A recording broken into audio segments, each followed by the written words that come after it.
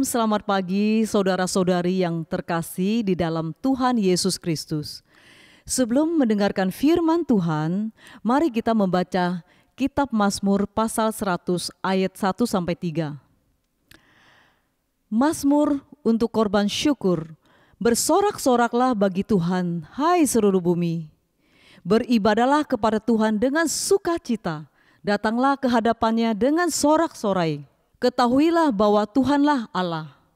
Dialah yang menjadikan kita dan punya dialah kita, umatnya dan kawanan domba gembalaannya. Mari kita berdoa. Tuhan, sebagaimana yang Kau firmankan bahwa tak berkesudahan kasih setia Tuhan, tak habis-habisnya rahmat-Nya, selalu baru setiap pagi. Itulah sungguh nyata di dalam hidup kami. Oleh karena kasih setiamu, kami masih hidup hari ini. Oleh karena rahmat-Mu, kami masih dapat berkumpul, bernyanyi, berdoa, dan duduk menikmati firman-Mu. Kami percaya ibadah ini pun akan menjadi berkat-Mu bagi kami, menguatkan kami yang lemah, memulihkan kami yang putus asa, dan menyembuhkan kami yang sakit. Sungguh kami bersyukur untuk semua kebaikan-Mu dalam hidup kami. Inilah doa dan syukur kami dalam nama Tuhan Yesus. Amin.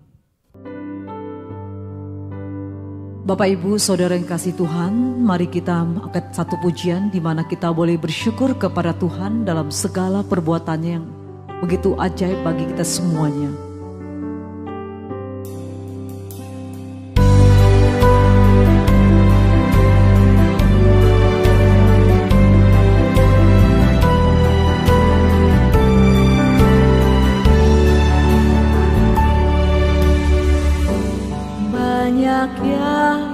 Kau perbuat di dalam hidupku, rancangan indahmu terjadi di hidupku. Bapa yang mengerti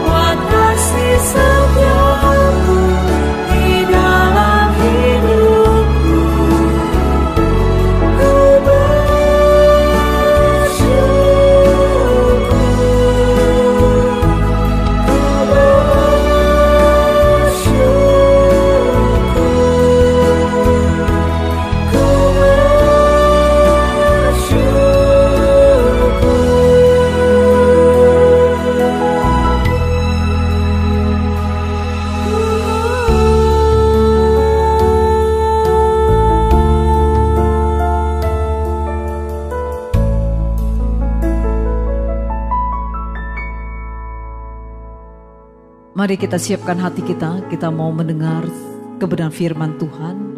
Biar kiranya firman Tuhan yang memberkati saudara dan saya. Kita mau siapkan hati, kita mau doa, di mana doa kita naikkan adalah doa Bapa kami yang di sorga. Mari kita sama-sama berdoa. Bapa kami yang di sorga, dikuduskanlah namamu, datanglah kerajaanmu, jadilah kehendakmu di bumi seperti di sorga. Berikanlah kami pada hari ini makanan kami yang secukupnya, dan ampunilah kami akan kesalahan kami, seperti kami juga mengampuni orang yang bersalah kepada kami. Dan janganlah membawa kami ke dalam pencobaan, tetapi lepaskanlah kami daripada yang jahat. Karena Engkaulah yang punya kerajaan dan kuasa dan kemuliaan sampai selama-lamanya. Mari kita membaca pengakuan iman rasuli. Aku percaya kepada Allah, Bapa yang Maha Kuasa, Kalib langit dan bumi, dan kepada Yesus Kristus anaknya yang tunggal Tuhan kita, yang dikandung dari Roh Kudus, lahir dari anak darah Maria, yang menderita sengsara di bawah pemerintahan Pontius Pilatus, disalibkan, mati dan dikuburkan, turun ke dalam kerajaan maut. Pada hari yang ketiga bangkit pula dari antara orang mati, naik ke surga, duduk di sebelah kanan Allah, Bapa yang Maha Kuasa, dan dari sana ia akan datang untuk menghakimi orang yang hidup dan yang mati. Aku percaya kepada Roh Kudus, gereja yang kudus dan persekutuan orang kudus, pengampunan dosa, kebangkitan tubuh, dan hidup yang kekal. Amin.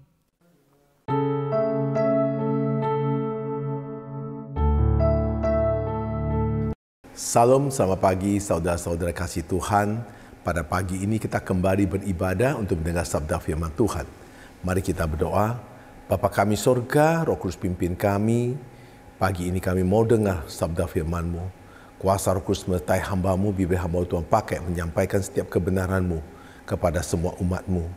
Dan Tuhan yang memimpin sehingga ibadah kami pada pagi ini, kami mengerti setiap firman-Mu. Dalam Yesus kami berdoa, amin.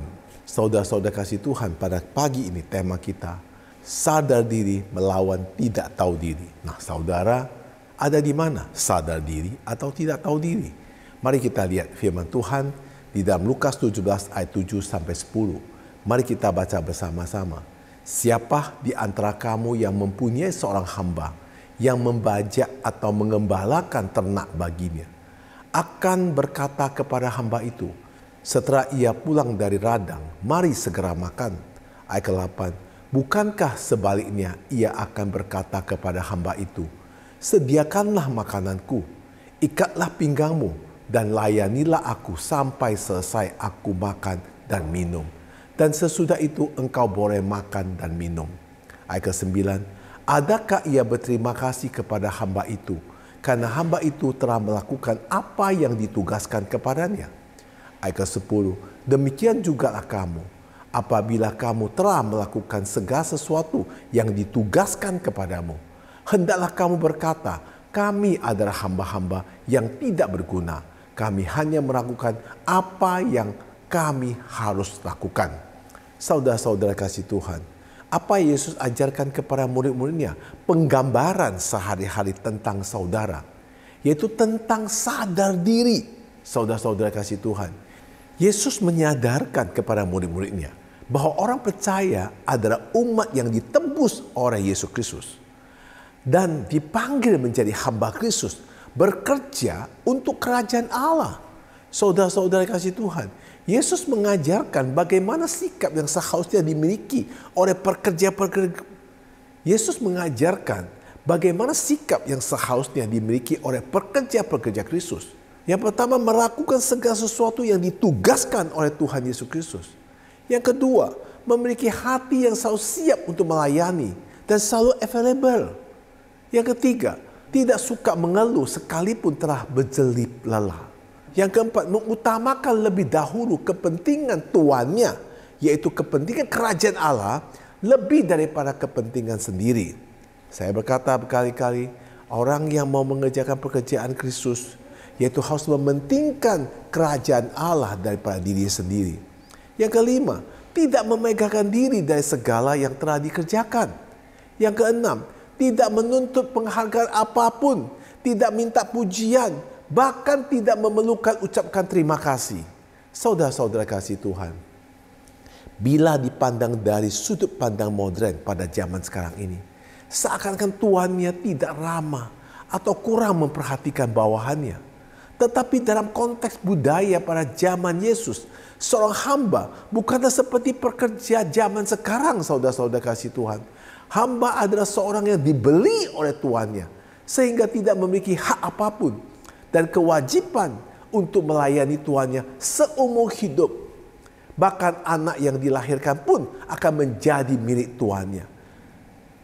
Dan sudah jamak bagi seorang hamba atau budak untuk melayani tuannya tanpa menuntut penghargaan apapun.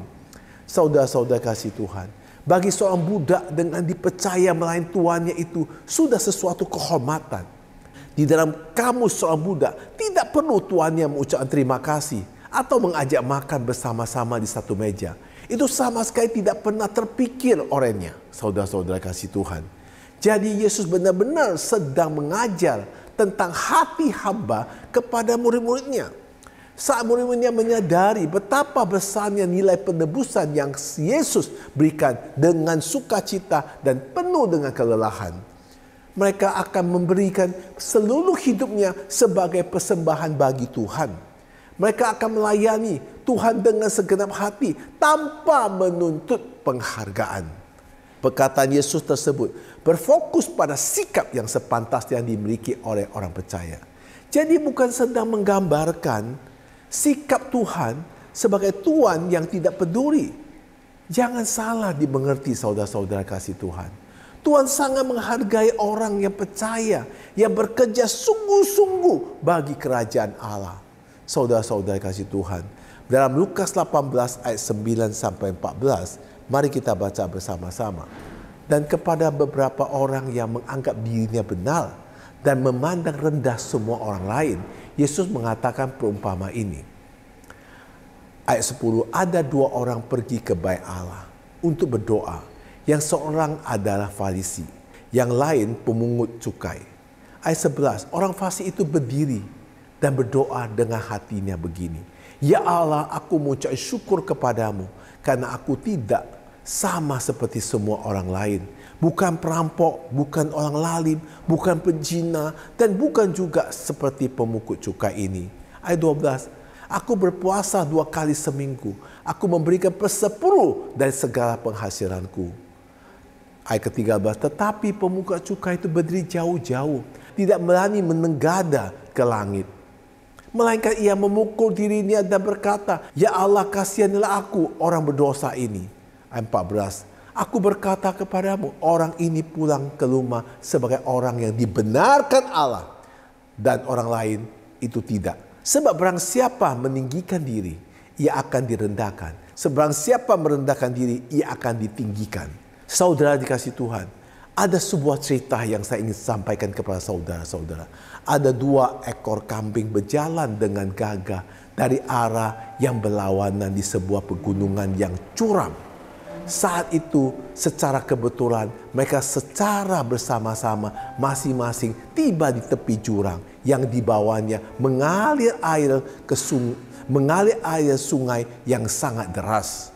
Sebuah pohon yang jatuh telah dijadikan jembatan untuk menyeberangi jurang tersebut. Pohon yang dijadikan jembatan tersebut sangatlah kecil sehingga hanya dapat dilalui oleh seekor kambing saja. Jembatan yang sangat kecil ini akan membuat orang yang paling berani pun akan menjadi ketakutan. Tetapi kedua kambing tersebut tidak merasa takut. Rasa sombong dan harga diri mereka tidak membiarkan mereka untuk mengalah dan memberikan jalan terlebih dahulu kepada kambing lainnya. Saudara-saudara kasih Tuhan, saat salah satu kambing menampakkan kakinya ke jembatan itu, kambing lain pun tidak mau mengalah dan juga menampakkan kakinya ke jembatan tersebut. Akhirnya keduanya bertemu di tengah jalan. Akhirnya keduanya bertemu di tengah-tengah jembatannya. Jika kedua masing tidak mau mengalah dan saling mendorong dengan tanduk mereka, maka kedua kambing tersebut jatuh ke dalam jurang dan tersapu oleh airan yang sangat deras yang ada di bawahnya. Akhirnya yang seekor memutuskan untuk menunduk badannya dan membiarkan yang lain lewat di atasnya. Dan mereka berdua sampai ke tujuannya, mereka masing-masing dengan selamat. Saudara-saudara, ini suatu cerita yang singkat yang sangat sederhana. Namun kisah ini bisa mengingatkan kita untuk sadar diri dan pentingnya kerendahan hati. Sehingga kita merasa lebih hebat dari orang lain. Sehingga kita merasa lebih tinggi dari orang lain. Suatu perumpamaan yang diberikan oleh Tuhan Yesus antara orang Farisi dan pemungut cukai. Allah membenarkan orang bersikap rendah hati di hadapannya. Perumpamaan ini merupakan bagian pengajaran Yesus kepada orang-orang yang menganggap dirinya benar, memandang rendah kepada semua orang lain. Kalau kita melihat, memang isi doa orang Farisi kelihatannya baik, saleh. Karena dia bukan orang jahat. Dia begitu taat dan melakukan ibadah yang baik. Namun mengapa orang seperti itu tidak dibenarkan Allah? Jawabannya bukan isi doa tersebut, melainkan sikap dan karakter di hadapan Allah, yakni meninggikan dirinya di hadapan Allah. Dan tidak heran akibat dia juga memandang rendah semua orang yang tidak sama seperti dirinya sendiri. Sebaiknya kalau kita melihat isi dari doa pemungut cukai, mencerminkan orang yang sedang merantapi dan menyesali segala dosanya sendiri dengan kerendah hatinya. Dia beri jauh-jauh dari orang Farisi, tidak berani menenggada ke langit, melainkan ia memukul dirinya sendiri. Saudara-saudara kasih Tuhan, mengakui perbuatan dosa di hadapan Tuhan. Namun mengapa si pemungut cukai dibenarkan oleh Allah? Jawabannya sangat sederhana, saudara. Bukan isi doanya bahwa dia orang berdosa, melainkan sikap dan karakter di hadapan Allah, yakni merendahkan dirinya di hadapan Allah dengan sungguh-sungguh, rasa menyesal dan kerendah hatinya. Saudara sadar diri akan anugerah Tuhan itu penting supaya kita tidak menjadi sombong. Ajaran Tuhan Yesus dalam Injil Lukas ini pada hari ini sangat-sangat jelas. Barang siapa meninggalkan diri, ia akan direndahkan. Barang siapa merendahkan diri, ia akan ditinggikan. Jadi saudara, meninggikan diri sama dengan sombong. Mari kita sadar diri dan selalu merendahkan hati kita di hadapan Allah. Karena itu firman Tuhan yang telah perintahkan kepada kita. Saudara harus sadar diri. Jangan jadi anak Tuhan yang tidak tahu diri. Merasa hebat. Merasa sekolah teologianya hebat. Merasa dirinya rohani.